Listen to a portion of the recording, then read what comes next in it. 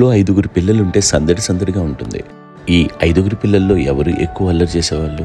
అంత అల్లరి లేదండి. ఈయనే అల్లరి.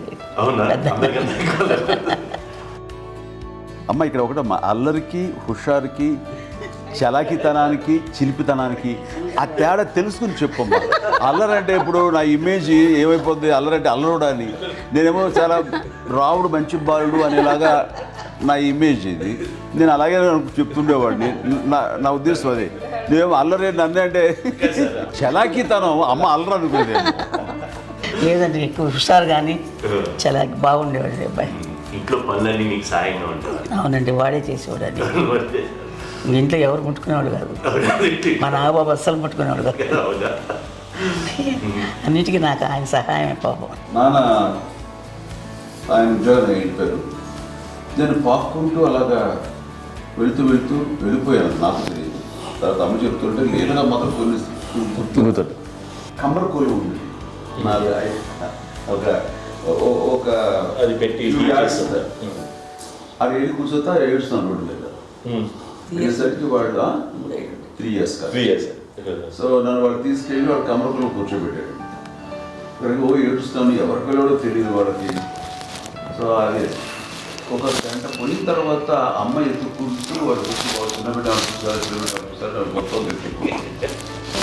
అది వాడు చూసి ఈ అబ్బాయి అన్నారు. కాదు అనేసింది. అది చాలా అంటారు, సరిగ్గా చూడమ్మా, ఈ అబ్బాయి మా అబ్బాయి అని. ఏంటమ్మా అంటే ఆ కమర్గోళంలో కింద కూర్చోబెట్టాడు కదా, బస్ అంతా పూజేసుకున్నాగా అయిపోయింది. అంటే రంగని కాదు కానీ అలా రంగని కాదు కానీ ఆ కమర్గోళంలో కూర్చోబెట్టడానికి ఆ మసిగిస్తూ ఇంకా నలభై అంత నలుపుడేసాడు. నా బిడ్డ కాదని అమ్మ వెళ్ళిపోబోతుంది, మళ్ళీ ఏదో డౌట్ వచ్చి ఆగింది. అది ఆవు నేను నా బిడ్డ వేసాను. అప్పుడే చేసాడు కాడీస్ కట్టిందో డౌట్ నాకు.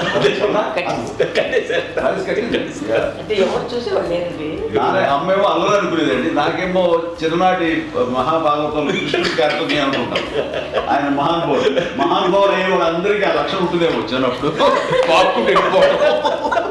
కొన్నిదల కుటుంబ సభ్యులు మంచి రుచులను ఆస్వాదిస్తారని, మంచి భోజనాలని ఆనందిస్తారని అందరికీ తెలుసు. చిన్నప్పుడు వీరి ఆహారపు అలవాట్లు ఎలా ఉండేవి?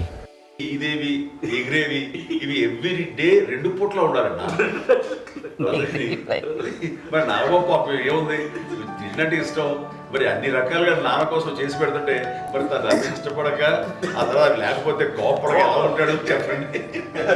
5గురు పిల్లలు అయినా అమ్మా నాన్నలు కొంతమంది పైనే ఎక్కువ దృష్టి పెడతారు. ఈ 5గురిలో మీరు ఎవరి మీద ఎక్కువ ఫోకస్ పెట్టేవాళ్ళు? కళ్యాణ్ బాబు. వాడంటే బాగా, అంటే వాడు ఏది తినేవాడు కాదు అస్సలు. ఆడికి ఏ తింటాడని ఇప్పుడు వాడికి నచ్చకపోతే, ఇప్పుడు నేనైతే నచ్చకపోతే చాలా గోల్ చేసేవాడిని. అన్నయ్యకేమో చాలా అన్నయ్య ఏది పెట్టినా తినేవాడు, అసలు అడ్జస్ట్మెంట్ తింటానండి. నాకేమో నచ్చకపోతే చాలా గొడవ పెట్టేవాడిని. తిండి ఇది ఒక అన్నం, ఇది ఒక కూరలు అని వెళ్ళిపోయేవాడిని. అమ్మకు చిట్టి అమ్మతో తింటే నాకు వెజిటేరియన్ ఎలర్జీ ఉండేది, అంటే చిరాకు అనమాట. కళ్యాణ్ బాబు ఏంటంటే తనకి ఇష్టమైన ఫుడ్ ఉంటే తింటాడు సైలెంట్గా, బాగలేకపోతే సైలెంట్గా వెళ్ళిపోతాడు. అమ్మకి ఇదేమంటారండి, వదిలేమో తన తింటాడు. అటు నిశ్శబ్దంగా నిరసన ప్రకటించేవాడు. దాంతో వాడి గురించి చాలా ప్రొటెక్టివ్గా చూసుకునేది అమ్మ. పైగా చిన్నప్పటి నుంచి కొంచెం వాడు వీక్గా ఉండేవాడు, అంత బలమైన ఇది కాదు. దాని తర్వాత కొంచెం అందుకని అమ్మ వాడిని స్పెషల్గా చూసుకునేది. వాడు స్పెషల్ కిడ్ అయ్యాడు ఇంట్లో. మీ అమ్మగారు మీ అక్క చెల్లెళ్ళకి ఇచ్చిన సలహా ఏంటి? అంటే ఇండిపెండెంట్గా ఉన్నాం కదా అమ్మ, ఎవరిని డిపెండ్ అవ్వద్దు, మీ పిల్లల్ని నువ్వే జాగ్రత్తగా నేర్చుకో, ఎవరిని ఇలా చేయకు, ఇండిపెండెంట్గా పెట్టద్దు అని ఆవిడ మాకు బాగా ఎప్పుడు ఎక్కువ చెప్తుండేది. నాకు కొంచెం టఫ్ టైమ్స్లో కూడా ఆమె నీ పాటి నువ్వే ఉండాలి, ఎవరి దగ్గర ఉండదు, ఎవరింట్లో ఉండదు, మా దగ్గర కూడా ఉండదు, నీ ఇద్దరి మటుకు నువ్వే ఉండాలి. అది కష్టం కదండి అట్లా చెప్పడం? చెప్పారు, చాలా తక్కువ చెప్పారు. బట్ నాకు అదే ఇచ్చేది ధైర్యం. ఇండిపెండెంట్గా అట్లా ఒకరి దగ్గర ఉంటూ నీ గౌరవం తగ్గిపోతుంది, ఎక్కడ ఉండదు. అది చాలా నాకు చాలా ఇన్స్పైరింగ్ ఉండేది అమ్మ మాటలు. ఇప్పుడు కూడా అది చాలా హ్యాపీగా అనిపిస్తుంది అని చెప్పింది. అంతే కదా, ఇప్పుడు మనకి ఏదైనా రోగాలు వస్తే చేస్తాం, దాన్ని బాధలు మనమే. బట్ తగ్గించేవాళ్ళు, కన్సర్న్ చూపించే డాక్టర్స్ ఒట్టుకోలు కింద కింద ఉండొచ్చు, కానీ పోరాడాల్సింది మనమే. నాకు సార్ కొంచెం ఏదో ఒక డిప్రెస్డ్ ఇదేదో వస్తే ఫేస్ ఒకటి, నేనేదో ఇంకా మా అందరి నుంచి నేను సపరేట్ అయిపోయినట్టు ఒక సిచ్యువేషన్ వచ్చినప్పుడు అమ్మ నన్ను పట్టుకుని I'm there for you yes.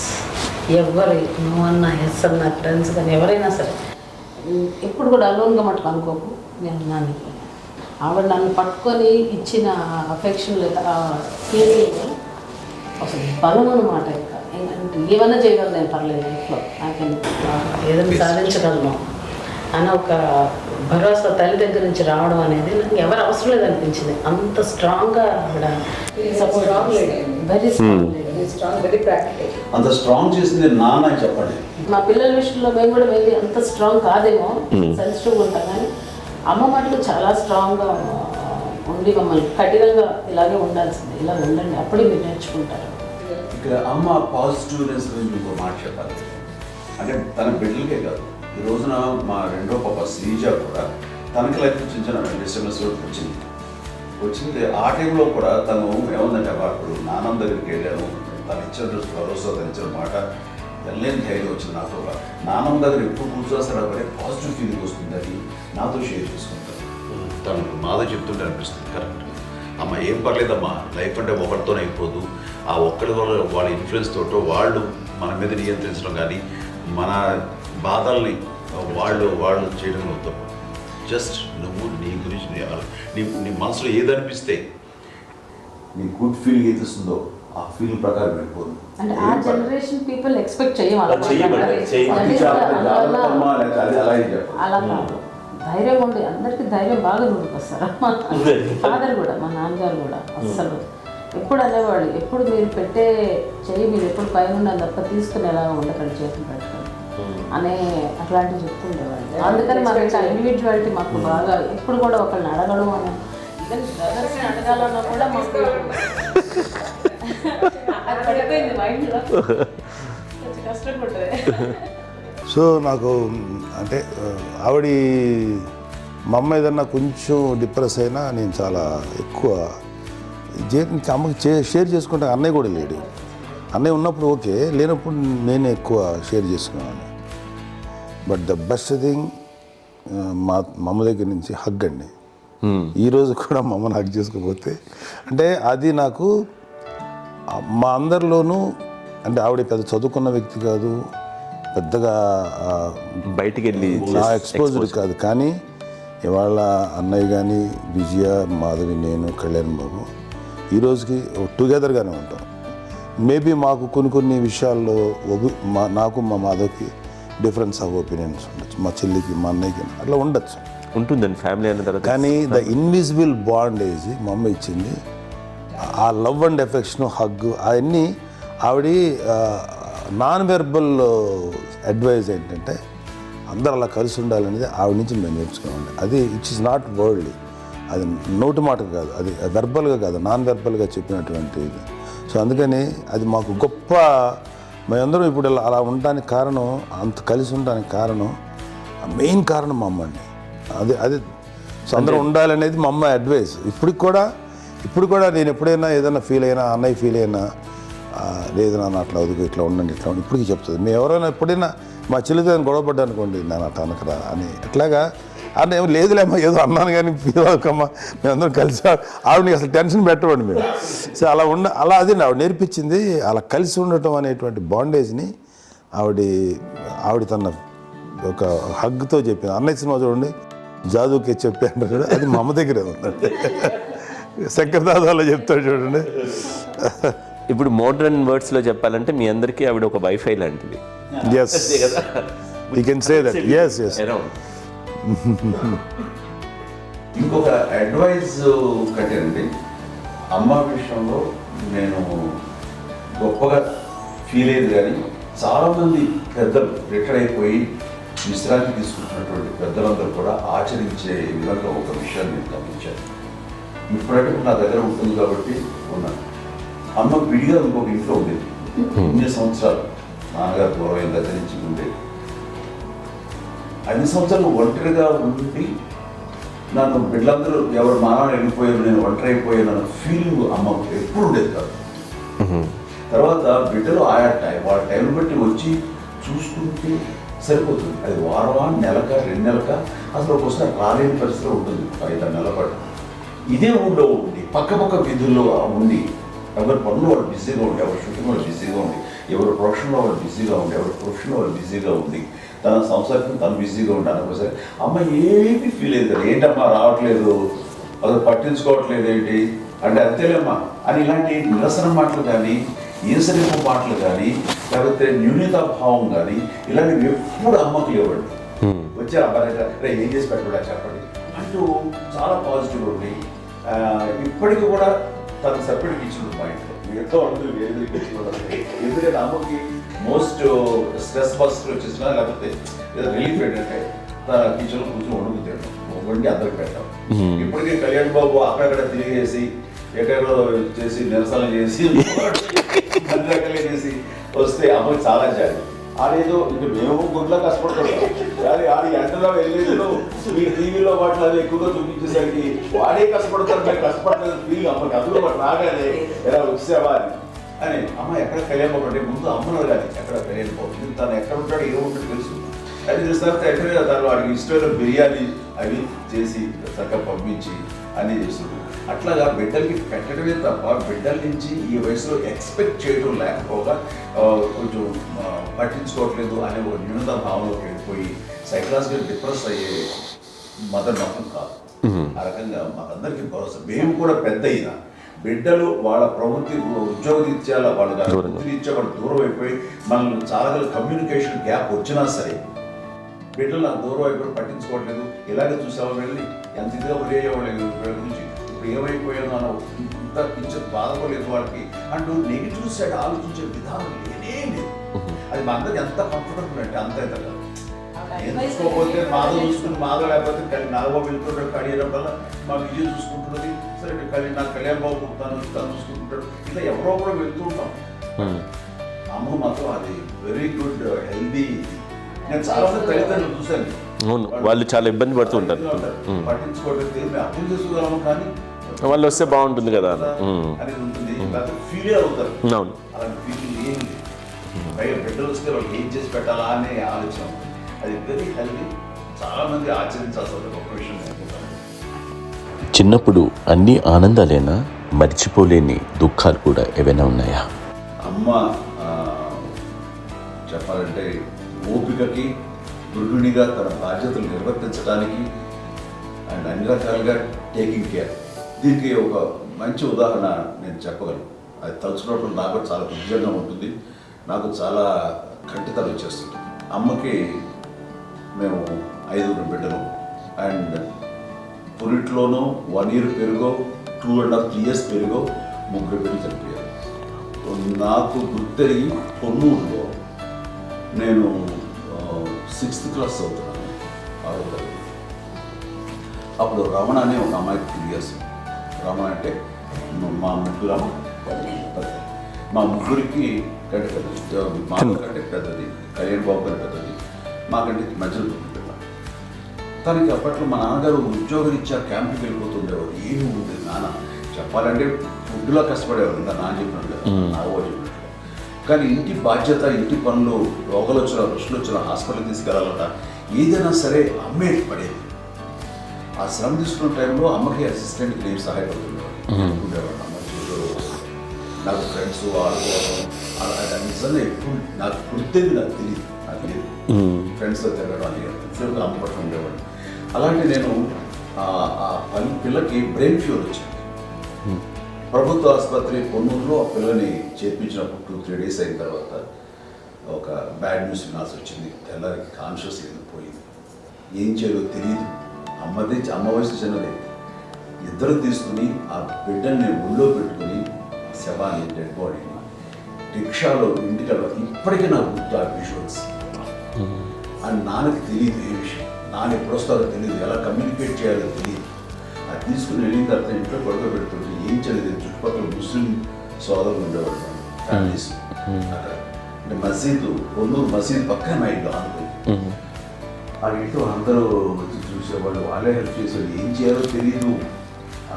Next rituals ఎలా చేయాలో, కంపకం ఎలా చేయాలో తెలియదు. అందరూ చిన్నపిల్లలే. తను చిన్నది, మిగతా అందరూ పసివాళ్ళే. సో చేయాలి అలాంటి పరిస్థితుల్లో కమ్యూనిటీ వచ్చినప్పుడు చుట్టుపక్కల వాళ్ళు వీళ్ళు వచ్చి చేయాల్సిన కార్యక్రమాలు చేశారు. ఆ సమయంలో నాకు ఎక్కడో కమ్యూనికేట్ చేసి డిపార్ట్మెంట్ ద్వారా నాన్న వచ్చేసరికి అన్నీ అయిపోయింది. ఇప్పటికీ నాకు ఇంటిదగ్గర మేము ఇలా ఎన్ని పురుషులు ఎన్నుకుంటున్నామంటే ఎలాంటి ఇది లేకుండా జాగ్రత్త అనే ఒక హెచ్చరికలాగా చేస్తూ అండ్ పంపించాలని సపోర్ట్ చేసి అండ్ ఇప్పుడైతే నా మీద ఎంత నమ్ముకుంటే నేను ఏ నిర్ణయం తీసుకున్నా మరో మాట అండ్ తనకి హాస్పిటల్ పెద్ద ఫోబియా. నేను ఎక్కడికి వస్తాను హాస్పిటల్. ఈ మధ్యకాలంలో సరే అమ్మ మోకాల ఆపరేషన్ జరిగింది. అమ్మ నువ్వు కొంత బాధపడుతున్నావు, అసలు ఈ రోజున వచ్చిన మెడికల్ అడ్వాన్స్మెంట్లో నీకు అసలు ఏ బాధ తెలియకుండా మోకాల ఆపరేషన్ రీప్లేస్ చేస్తారు అని వీళ్ళందరూ చెప్పాలి భయపడతాను. ఎందుకంటే ఫస్ట్ ఎలా సపరేట్ అవుతాను ఎలా చెప్పాలి తెలియదు. ఒక్క వీళ్ళంతా కలిపి నీ మాట వింటుంది, వాళ్ళ మాట మీద నువ్వు చెప్తే వింటుంది. సరే నేను చెప్పాను అంతే. ఏదో నాగబాబు ముందు ఊరితే ఎలా ఉన్నారు సరే ఇష్టం రా లేదులే మా ఊరికి పర్లేదు అన్న. మళ్ళీ ఇంటికి వచ్చాక మళ్ళీ ఇంకొక తెప్పించి ఇంకో మిషన్ తెప్పించి మళ్ళీ టెస్ట్ చేయించి అందరూ బాగుంది ఏమీ లేదు అన్న తర్వాత అప్పుడు పుస్తకంతో పడ్డాడు. ఏదో ఉంది మామూలు టెస్ట్ చేయించాలని చెప్పి శ్రద్ధ ఎక్కువ. మీ పిల్లలకి సంగీతం డాన్స్ నేర్పించారని విన్నాం, అది నిజమేనా? తనకేమో డాన్స్ నేర్పించడం అది నేర్చుకోలేదు, నాకు వచ్చేసి ఇప్పుడు డాన్స్ స్టార్ ఎదిగారంటే అది మా పెద్ద చెల్లి విజయం కారణం. అప్పుడు తనకి 5 ఏళ్ళు, నాకు 9 ఏళ్ళు ఉంటాయి, 10-11 ఏళ్ళు ఉంటాయి నాకు. బాపట్లనా? సో బాపట్ల చాలా చిన్నది, 5 ఏళ్ళు. నాకు ఒక 11-12 ఏళ్ళు. తను తీసుకొని గోడ మీద పెట్టుకోవడం అలా కూర్చొని చూస్తుండేవాడు. కూర్చుంటే అది నేర్చుకుంటుంది. నేను మానసికంగా నేర్చేసుకున్నామండి. ఇప్పటికీ ఆ స్టెప్స్ ఏమిటి వేస్తాను అంతైంది. ఇప్పుడు దాన్ని తరబడతాయి ఇంకోటి ఏంటమ్మా నమో నమో ఎన్ని ఉన్నాయో సాంగ్స్ నేను నేర్చేస్తాను అన్నమాట. 5 పిల్లల్లో ఎవరు ఎక్కువ పని చేసేవాళ్ళు, ఎవరు తక్కువ పని చేసేవాళ్ళు? ఏ పని చేయనండి, చేసేవాడు కదా అని అన్నయ్య చేసేవాడు. అన్ని పనులు అన్నయ్య చేసేవాడు. ఇక మా చిన్న చెల్లి పెద్ద చెల్లి ఎక్కువ చేసేది.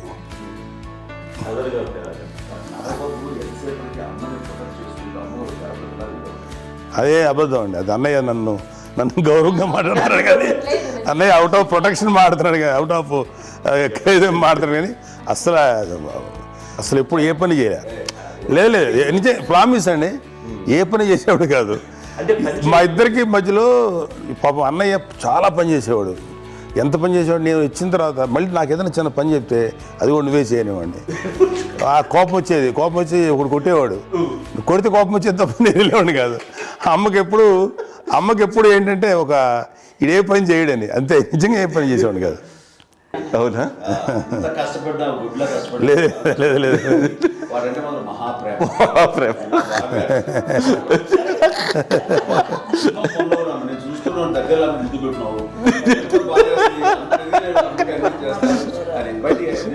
ఆర్టిస్ట్ కాబట్టి వ్యక్తీకరించిన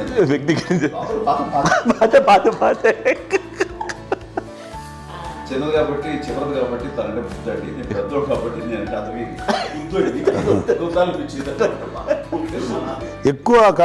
ఎక్కువ కష్టపడింది కానీ మా నాన్నగారి చేతిలో ఎక్కువ అంటే నాన్న బాగా కోపం ఎక్కువ అనుమానించింది కానీ అన్నయ్య పాపం బాగా దొరికేసేవాడు పాపం. ఒకసారి అంటే మరి మాకే అనిపి ఏంటి ఇంత దారుణంగా ఉంది నాన్న మీద కోపం వచ్చేది నాకు. నాన్న మీద కోపం వచ్చేది, ఆయన చేసి బాధ అనిపించేది. అమ్మాయి ఏమనేది కాదు. సరే అయినా సరే ఎప్పుడు కూడా పోనీ అన్ని చేసినా మళ్ళీ తను హైపర్ యాక్టివ్ అన్నయ్య ఫుల్. ఇప్పటికీ ఉన్నాడు. ఇప్పుడు ఈ రోజు కూడా అదే అన్నయ్య సేమ్ హైపర్ యాక్టివ్. యూజువల్గా పెద్ద కొడుకు కొంచెం అంటే సూపర్గా ఒక నిదానంగా ఉంటాడు అంటారు. బట్ అన్నయ్య దానికి జస్ట్ ఆపోజిట్. యూజువల్గా ఆఖరి పిల్లలు హైపర్ యాక్టివ్ ఉంటారు, అన్నయ్య పుట్టడమే భయంకరమైన హైపర్ యాక్టివ్. ఒకప్పుడు అమ్మాయిల్ని ఎక్కువగా బయటికి పంపించేవాళ్ళు, అబ్బాయిల మీద కూడా అనేక ఆంక్షలు ఉంటూ ఉండేవి. మీ పిల్లల్ని అలా ఆంక్షల మధ్య పెంచారా, లేకపోతే పూర్తి స్వేచ్ఛనిచ్చారా? అంటే మాకు మా నాన్నగారు కానీ మా అమ్మగారు కానండి మాకన్నా చాలా బ్రాడ్ మైండ్ ఉన్న వ్యక్తులండి. ఎందుకంటే పిల్లలు ఎక్కడన్నా బయటికి వెళ్తే ఇప్పుడు మేమైతే భయపడిపోతాం. ఇప్పుడు భయం ఉందన్న. మా విజయ్ కానీ మా చిన్న చెల్లి అన్నయ్య నేను అందరం కూడా ఇవాళ ఉన్న పరిస్థితిలో వాళ్ళు ఎప్పుడు భయపడేవాళ్ళు కాదండి. ఎక్కడికి వెళ్తా నీళ్ళని ఇచ్చేవాళ్ళు, లేట్ అయినా అసలు ఏమనేవాళ్ళు కాదు. లేకపోతే ఏదైనా మోటార్ బైక్లు వేసుకున్నాం, లేకపోతే కారులో ఎట్లా పడితే ఎట్లయినా సరే ఏమనేవాళ్ళు కాదు. వాళ్ళు తెలియకుండానే మాకు ఒక ఫ్రీడమ్ ఇచ్చారండి. సో దట్ అదే ఆ ఫ్రీడంలో భాగమే అన్నయ్య కానీ ఇండస్ట్రీకి వెళ్ళాలంటే కూడా ఒక వ్యక్తి ఒక కొడుకు ఒక గొప్ప కెరీర్ని పర్సూ చేసుకుంటూ వెళ్తున్నప్పుడు నాన్నగాని అమ్మగానే ఓపెన్ మైండ్ తోటి అసలు నువ్వు వెళ్ళినా ఎంతకాలం వెళ్తావచ్చు, నువ్వు ప్రయత్నించని చెప్పి అలా వదిలేశారండి. అన్నయ్య కూడా ఏంటంటే మోస్ట్ రెస్పాన్సిబుల్గా వెళ్ళి చాలా మేజర్ అమౌంట్ అన్నయ్యకి కూడా పెద్ద అమ్మకు వందలు ఇచ్చేది కాదు. కరెక్ట్గా ఆ ఇన్స్టిట్యూట్లో చదువుకునేటప్పుడు ఎంత ఇవ్వాలో కరెక్ట్గా ఇచ్చేది. తనకి ఎక్స్ట్రా ఖర్చు పెట్టుకుంటే అంటే అట్లా ఉండేది అంతే కదా. అంత జాగ్రత్తగా అన్నయ్య కూడా అంత రెస్పాన్సిబిలిటీగా రెసిప్రోకేట్ అయ్యి చేసి అందువల్ల మా అమ్మ నమ్మకం చూడాలి, మా అమ్మగారి మా నాన్నగారి నమ్మకాన్ని అన్నయ్య ఎప్పుడు అది పాటు ఇంత నమ్మకానికి 10 times ఇచ్చాడు. ఏ వయసెస్ వైపు కానీ ఏ అలవాట్ల వైపు కానీ ఎందులో ఇండల్జ్ అవ్వకుండా నాకు నేనుగా నియంత్రించుకుంటూ సరైన మార్గంలో వెళ్ళేలాగా నాకు వెళ్ళడానికి లోపల ఆ స్ట్రాంగ్ థాట్ అడగగానే వాళ్ళు రెసిస్ట్ చేస్తే ఇచ్చారని ఆపేశారు అని ఏదో చిన్న రిలక్టెంట్ ఫీలింగ్ ఉంటుంది. వాళ్ళ మీద చిన్న కోపం నిరసన ఉండేది. వాళ్ళు అలా లేకపోవడానికి వాళ్ళు వెంటనే అడిగిన వెంటనే జాగ్రత్త అనే నిర్ణయం నీది కానీ జాగ్రత్త అని హెచ్చరిక చేయడంతో నాకు మరింత బాధ్యత తిరిగి గుర్తు తిరిగి నేను నడుచుకుంటూ వెళ్ళాను. కాబట్టి అది నాకు ప్లస్ అయింది వాళ్ళ దగ్గర. అంటే మదర్ అంటే తల్లి అనే కాదు, మదర్ ఫిగర్ ఎవరిచ్చినా సరే అది నానైనా తల్లితో సమానం అనుకుంటాను. నాకు చెప్పినట్లుగా అట్లాగా అలసిపోయి వచ్చిన నాకు కాళ్ళు నొక్కుతుంటే నాకు భయం వేసేసేది. ఆ తర్వాత పడుకో గలవాయించేవాడు, అది కూడా కోపం. అంటే ఉదాహరణ అంటే మళ్ళీ అదే నాకు తిడతారు, ఎందుకు కాదు పడుకుని ఎక్కడ నిద్ర వస్తాయండి నాన్న అంటే. సో ఆ రకంగా నాన్న తన ప్రేమను చూపిస్తుంటాను. ఆ తర్వాత గోండా టైప్లో కూడాను నేను ట్రైన్ కింద వెళ్తుంటే నాన్న అక్కడే ఉన్నారు, రాజమండ్రి దగ్గర ప్రాంతంలో. ఆయన చాలా కోపం చేస్తుంది, ఇలాంటి చేస్తుంటావు నువ్వు, ఏదైనా అయితే ఏంటి అది చెప్పి. ఏం పర్లేదన్నా ఏమవుతుందో అన్ని రకాల సేఫ్టీ అన్ని రకాల జాగ్రత్తలు తీసుకున్నాం. ఈ రోజు ఉన్నంత సేఫ్టీ అప్పుడు లేదు. అయినా సరే రేపు పొద్దున నీ కొడుకులు ఇలాంటి పరిస్థితులు నీకు తెలిసి వస్తారు అప్పుడు అనేవాడు. ఎన్నిసార్లు అనేవాడు. నాకు నిజంగానే మగధీర టైంలో గుర్ర పెట్టుకుని అటు రోడ్డు మీద పడిపోయేది అని అన్నప్పుడు ఆ ఫస్ట్ టైం ఆ ఫీలింగ్ కలిగింది. అలాగే పీటర్ హెయిన్స్ అనేవాడు ఫస్ట్ మగధీరలో జంప్ చేస్తారు, మోటార్ బైక్ జంప్ చేసినప్పుడు ట్రైల్లో పీటర్ హెయిన్స్ అంత హైట్ నుంచి 20 feet 25 feet హైట్ నుంచి పడిపోయి మొత్తాన్ని బోన్స్ని ఇరగొట్టుకుని వాడు 7 నెలల పాటు వాడు ఇరప్పుడు హాస్పిటలైజ్డ్. అది వీడైతే ఏమో తలుచుకుని భయం వేసేసేది. అప్పుడు నాన్న గుర్తుకు వచ్చేవాడు, ఓహో వాళ్ళ టెన్షన్ ఇంతే లేదు, మనకి మన కొడుకు వస్తే తెలియదు ఈ మాట నాన్న ఎప్పుడు అన్నారని అనిపిస్తుంది. Sweet memories my. అత్త కోడళ్ళ మధ్య అనుబంధం ఎలా ఉంటుంది? సురేఖ్ గారితో మీకున్న అనుబంధం గురించి చెప్తారా? మాకండి కోడలు కాదు, నా కూతురండి. అంత బాగుంటాం మేమిద్దరం కూడా.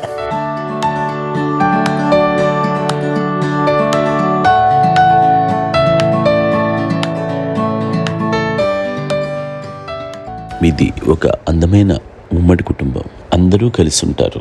ఇంత ఆనందంగా ఉండడానికి కారణం ఏంటి? దీనికి పునాది ఎవరే వేశారు? మా నాన్నగారి క్వాలిటీ నేను ఎగ్జాంపుల్ చెప్పగలను. అమ్మ వాళ్ళ ఇంట్లో పెద్దది, వాళ్ళ నాన్నగారు అంటే మా తాతయ్య గారు ప్రొహిబిషన్ డిపార్ట్మెంట్లో సిఐగా ఎస్ఐగా చేశారు. ఏదో మా ఇన్స్పెక్టర్ సిఐ చేసి ఆయన కాలం చెందారు. అది చాలా ఎర్లీగా 48 years చచ్చిపోయారు. 40 చచ్చిపోయారు. 40 దాదాపు 40 సరిపోతే ఆయనకి అప్పటికి అమ్మ కాకుండా 4 బిడ్డలు. అమ్మ తర్వాత అబ్బాయి తర్వాత 3 ఆడతారు. వాళ్ళు ఏంటంటే రాకరావడి నాగబాబు కంటే కూడా చిన్నవాడు. అది ఆ వయసు అంత చిన్నవాడు. అమ్మ మా పిన్నమ్మలు నాకంటే చిన్నవాడు. అలాంటి పిన్నమ్మల్ని ఆయన వీళ్ళ నాగ చనిపోయిన తర్వాత తన ఫ్యామిలీ అంటే నాన్న పెంచారు. నాన్న కూడా అరాపురా శాలరీ మీద బతికే ఏరియా తప్ప కూడా కాదు. సో తనకు మిగిలిన దాంట్లో మళ్ళీ ఆ ఫ్యామిలీని చూసుకోవడం, మా అమ్మమ్మని చూసుకోవడం, వాళ్ళ మంచి చెడు చూసుకోవడం. వాళ్ళకు ఇల్లు మాత్రం ఉంది మొగల్తూరులో. ఆ ఇంట్లో వాళ్ళు అద్దెకు వస్తే ఆ కొంచెం డబ్బు నానిచ్చేయడం, అక్కడ పొలం కొనిచ్చారు. ఆ పొలం మీద వచ్చే డబ్బుతోటి అంతా బాగా చూసుకోవాలి తన ఫ్యామిలీ లాగా. అందరూ మ్యారేజ్ కాబట్టి నాన్న ఫస్ట్ సూత్రధారి, అమ్మ కూడా ఫ్యామిలీ బాండింగ్ టుగెదర్నెస్ అనేది స్ట్రాంగ్గా ఉండటానికి నాన్న ఏర్పాటు చేసినటువంటి బీజం. అది అమ్మ కంటిన్యూ చేస్తుంది. మేము ఇవన్నీ చూసి మేము నేర్చుకుని మేము టుగెదర్ అట్లానే ఉంటాం. అందుకనే we are very rich in terms of emotional bonding. ఇప్పటికే ఎవరికి ఏ కష్టం వచ్చినా, ఎవరికి ఏది ఇబ్బంది వచ్చినా సరే మొత్తం అందరం గుమిగూడిపోతాం. ఏ లెవెల్గా వెళ్ళిపోయి మోర్ సపోర్ట్ చేస్తాం. అంటే వీ డోంట్ ఎక్స్పెక్ట్ ఇంకా అంతకుమించి ఏముంటుంది. ఎస్, ఒకరినొకరు భరోసా. అది మా ఫ్యామిలీ మేము వెరీ స్ట్రాంగ్ అని చెప్పాలి. పెద్దవాడు కాబట్టి అవకాశం నాకు వచ్చింది కాబట్టి అమ్మ, ఇది ఎప్పుడు ఎవరు కొన్ని విషయాలు నాగబాబు మా సపోర్ట్గా ఉంటాడు. నాగబాబు ఉండి వాడు ఉంటే భరోసా. అలాగే ఆడపిల్లలు మీ అందరిలోనూ అమ్మని ఎవరు ఎక్కువ జాగ్రత్తగా చూసుకుంటారు? ఎందుకంటే ఎగ్జాక్ట్లీ మేము కూడా గమనించలేని సున్నితమైనటువంటి ఇష్యూస్ లైక్ హెల్త్ విషయం కానీ, అమ్మ మూడు కానీ, అన్నయ్య ఎంత క్యాజువల్ ఎంత బిజీ ఉన్నా ఒక అమ్మాయి ఉంటుంది. అలాగే చాలా చిన్న చిన్న విషయాలు కూడా చాలా మెడికల్ ఇంట్రెస్ట్. అందుకని మాకు అన్నయ్య ఉన్నాడు, అన్నయ్య దగ్గర ఉన్న అమ్మ అంటే ఇంకా ఎక్కువ రిలాక్స్ అయ్యాను. అన్న దగ్గరికి వచ్చాక మేము అందరం చాలా కంఫర్ట్ అయిపోయాం. ఎప్పుడు ఎవరు కొన్ని విషయాలు నాగబాబు మా సపోర్ట్గా ఉంటాడు. నాగబాబు ఉండి వాడు ఉంటే భరోసా. అలాగే ఆడపిల్లలు ఇట్లా ఒకరినొకరు అండి, కాంప్లిమెంటింగ్ టు ఈచ్ అదర్ అండి. అవి ఒక్కరు కాదండి, అది వాళ్ళు ఆమె చూపించే ప్రేమగా నేను చెప్పగలను. కానీ బట్ దీని అందరూ సూత్రధారి నాన్న తర్వాత అది అమ్మ మెయింటైన్ చేస్తారు. ఇప్పుడు అమ్మ నా ఇంట్లో ఉంది అంటే మనవాళ్ళు వస్తారు, మనవాళ్ళు వస్తారు, ఆడబిడ్డలు వస్తారు, వీళ్ళ బిడ్డలు వస్తారు, ఇల్లు ఎప్పుడు కలగలుగుతారు అమ్మ. అది మేమందరం ఆచరిస్తుంటాం పండగలకి, పబ్బాలకి. అది నిన్న మొన్న నాగబాబు వచ్చి చాలాసేపు కూర్చున్నాడు. నేను ఇంట్లో లేకపోయినా వచ్చి నాగబాబు కూర్చొని టైం స్పెండ్ చేసి వెళ్ళిపోతుంటాడు. అలాగే చెల్లెలు ఇద్దరు ఆల్మోస్ట్ ఎవ్రీడే మాత వస్తుంటుంది, తను కూడా వస్తుంది. నిన్న సాయంత్రం కూడా వచ్చి ఉంటుంది. అమ్మా మధ్యాహ్నం వచ్చి కదా వచ్చి ఇక్కడే భోజనం చేసుకో అలా ఉంటుందండి. ఈ తరం వాళ్ళకి మీరు ఇచ్చే సలహా ఏంటి? కలిసి ఉంటే బాగుంటుందండి. పిల్లలు తల్లి కలిసి ఇంకా అక్క చెల్లెలు తమ్ముడు అందరూ కలిసిమెలిసి ఉంటుంది.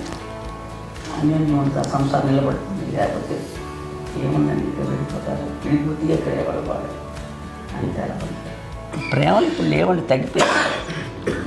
మెకానికల్ చాలా మటుకు ఏదో ఇంకా వాళ్ళ పనులు చేసుకోవడం ఏదో జరిగిపోతూ ఉంది అనుకోండి. అంత ప్రేమలు ఎక్కడ లేవండి ఇప్పుడు ఈరోజు. అంటే ఒకప్పుడు ఒకరికి ఇంకొకరు భరోసాగా ఉండేవాళ్ళు, అంటే అందరూ కలిసి సపోర్ట్గా ఇది చేయడం. ఎందుకంటే వీళ్ళ పెద్దనాన్నగారి పిల్లలు కూడా ఆయన చూసేవారు. మా నాన్నగారు అన్నయ్య గారు నాన్నగారు వాళ్ళ బిడ్డలు కూడా వాళ్ళ ఇక్కడే పిల్లలు ఉన్నారు. నేనే పెళ్లి చేశాను. వాళ్ళు కూడా అమ్మే, వాళ్ళ ఆడపిల్లలు కూడా అమ్మే. పెళ్లి చేశాను ఇద్దరు పిల్లలు. చూడండి, నాన్న ఎట్లయితే తన చెల్లెలు చూసుకున్నారో అట్లే నాన్న తరపు అమ్మగారి పిల్లలు వాళ్ళు చనిపోయారు ఢిల్లీ గారి, వాళ్ళ బిడ్డలకి పెళ్లిళ్ళు, పేరెంటాలు అన్నీ చేసింది అమ్మాయి. అమ్మ అలా చేసింది కాబట్టి అది మాకు మార్గదర్శకం ఉంది. ఇప్పటికీ వాళ్ళు కొంచెం ఒక మాదిరి పరిస్థితి ఉంటే వాళ్ళకి ఇల్లు కూడా పెట్టడం కానీ వాళ్ళకి తగిన సహాయం అంటే కనుక ఎవ్రీ మంత్ మా పెదనాన్న గారి అమ్మాయి వాళ్ళు ఆల్మోస్ట్ 70 వాళ్ళకి ఎవ్రీ మంత్ మా ఇంటి నుంచి మొత్తం వెళ్ళిపోతాం 10,000-15,000 మా అబ్బాయి మంచితనం ఎన్నో సంవత్సరాలు వెళ్ళిపోతాను. బ్యాంక్ పేరు వచ్చేది ఫస్ట్ అదంతా కూడా మా పెద్దలు వచ్చింది. వాళ్ళు కూడా వచ్చి అమ్మని అంతా ప్రేమలో చూస్తారు, ఇష్టంగా చూస్తారు. అమ్మ ఇందాక చెప్పినట్లు ఇచ్చే మెసేజ్ ఏంటన్నది అమ్మ మాటల్లో చెప్పాలంటే బంధాలు, బాంధవ్యాలు అన్నది ఎనలేని ఆస్తిపాస్తులు. సో ఎలాగైతే డబ్బు ఎంత సంక్రమించింది, ఎన్ని ఆస్తులు వచ్చాయి ఫిజికల్గా అనే దాని మీద కంటే కూడా ఇవి ఆస్తిగా తీసుకుంటూ దీన్ని విలువ ఎరిగి, గుర్తెరిగి, దాని ప్రభావం తెలుసుకుని అది కనుక మనం ఇచ్చిపుచ్చుకుంటే ఫ్యామిలీలో అంటే దాన్ని మించినటువంటి గొప్ప సంపద కష్టాలు వచ్చినప్పుడు డబ్బు తీరుస్తుంది కాదండి, కష్టం వచ్చినప్పుడు ఒక భుజం తీరుస్తుంది, ఒక చేయూత తీరుస్తుంది. అది మన బ్లడ్ రిలేషన్ మనలో మనకి అది ఉండటం అనేది అదృష్టంగా ఫీల్ అవుతాం. అంటే ఒకసారి అమ్మ చూసి నాకు ఎందుకు అనిపిస్తుంది అంటే అది ఎవరి ద్వారా సంక్రమించడానికి తన ఆ చెట్టు కొమ్మగా కాబట్టి ఆ చెట్టుకే మనం ఆపాదించాలి. ఎక్కడో మామూలుగా ఉండాల్సిన వాడు ఈ రోజున ఈ స్థితిలో ఉన్నాము, ఇంతమందికి లైఫ్ రావటానికి దోహదపడ్డాము. ఇంతమంది కలిసికట్టుగా ఉండడానికి ఇదైంది. అమ్మని చూస్తుంటే నాకు ఎవరు చూస్తుందంటే అబ్బా ఇలాంటి జన్మం మనకి ఎవరికైనా ఉంటుందా, ఇంతమంది మనుషుల చేత కొలవబడేవాళ్ళు, ఆరాధింపబడేవాళ్ళు, అభిమానించబడేవాళ్ళు, ఇంతమంది నా వంశమా, నా సంపద అని అమ్మ ఫీల్ అంత గొప్ప ఫీలింగ్ ఎవరికి ఉంటుంది. మా చెల్లెలు కూడా వస్తుందని అనుకోవట్లేదు, సురేఖ్ కూడా ఉంటుందని నేను అనుకోవట్లేదు. అలాంటి గొప్పగా ఇది. అండ్ ఆ రకంగా షీఈ్ వెరీ చాలా గొప్ప జన్మ. అమ్మకి చిన్న మానసికంగా చిన్న ఏదో ఒక డిప్రెషన్ అది వచ్చింది. ఏదో నాన్న గుర్తుకొచ్చో, నాన్న లేరనో, లేకపోతే వాళ్ళ అమ్మగారు కూడా అదే టైం చనిపోయారనో, తన దగ్గర ఉంటారు ఏదో ఉన్నప్పుడు మేము అందరం సపోర్ట్గా ఉండి మా కొన్నా నా దగ్గర ఉందిగా అని చెప్పేసి అప్పట్లో అమ్మ వేరేగా ఉంది. ఉన్నప్పుడు ఒకటే మాట అమ్మ, నీలాంటి గర్భం అంటే అంజనమదే గర్భం అని బయట ఎన్నోసార్లు నా ఫ్రెండ్స్ కానివ్వండి, బయట కానివ్వండి, కొన్ని సందర్భాల్లో మీటింగ్లో కానివ్వండి, స్పీచెస్లో కానీ అన్నవాళ్ళు ఎంతోమంది అన్నారు. వాళ్ళ మాట అంటే రీజన్ తెలుసా నీకు? కోటాను కోటల్లో ఎంతమంది తల్లులకు నీకు వచ్చిన అదృష్టం, నీకు లభించినటువంటి వరం ఎవరు లభిస్తున్నాను. బిడ్డలు ఎంతోమంది చేత కొనియాడబడుతున్నారు, ఎంతోమందికి సహాయపడుతూ ఆ రకంగా వాళ్ళందరి యొక్క ఆశీస్సులు పొందుతున్నారు. కానీ ఎంతోమందికి నిరంతరం హెల్ప్ చేస్తూ వాళ్ళ ఇది చూసుకుంటున్నారు. అవి ఆ భగవంతుడు మీరు చేస్తున్న పూజలో ఉన్న ఆ భగవంతుడు మన నెక్స్ట్ తరాలకు కూడా మనకి ఇలాంటిది వారసత్వంగా ఇస్తూ అదే రకంగా కొనసాగించేలాగా మాకు అదృష్టాన్ని ఇచ్చారు.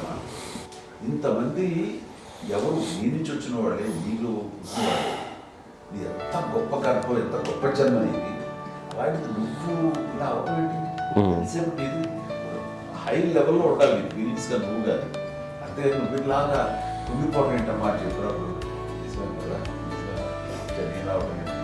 ఇది నీది కాదు, నాది కాదు, నువ్వు నమ్ముకున్న భగవంతుడు నీకు ఇచ్చింది అనుకుంటావు కదా. నువ్వు ఆ భగవంతుడి కృతజ్ఞత తీర్చుకోలేక ప్రతిరోజు ఆయన ధ్యానించు, ఆయన పూజలో ఉండు, నీకు ఆయనే ధైర్యం ఇస్తాడు. అంతేగాని నువ్వు నెగిటివ్ సైడ్ ఆలోచించుకోమ్మా. మా అందరికీ పాజిటివ్నెస్ ప్రివైల్ చేసిన దానివి, ఇచ్చిన దానివి, అందించిన దానివి. అలాంటి నువ్వు నెగిటివ్ వైపు వెళ్ళిపోకూడదు అంటే అంతే. మళ్ళీ అటుపక్క ఎప్పుడు గెలలేదు. ఆంజనేయ స్వామి భక్తి ఆయనలో ప్రవేశపెట్టి చెప్పాలంటే ఆయనకి నేను నన్ను దేవుడు ఇంట్లో నేనే ఇంట్రడ్యూస్ చేశాను. నానంత ప్రగాఢంగా నమ్మి ఆయన దానివల్ల లబ్ధి పొందారు. ఆయన అందులో మమ్మల్ని మించిపోయిన స్టేజ్కి వెళ్ళిపోయారు. ఆయనతోటి ఆంజనేయ స్వామితో ఇంటరాక్ట్ అవుతూ అట్లా ఆయన నమ్ముకుంటుంది. ఆయన నానంటారు అంతా నా గురువు, నా పెద్ద కొడుకు పెద్దోడే. గురువు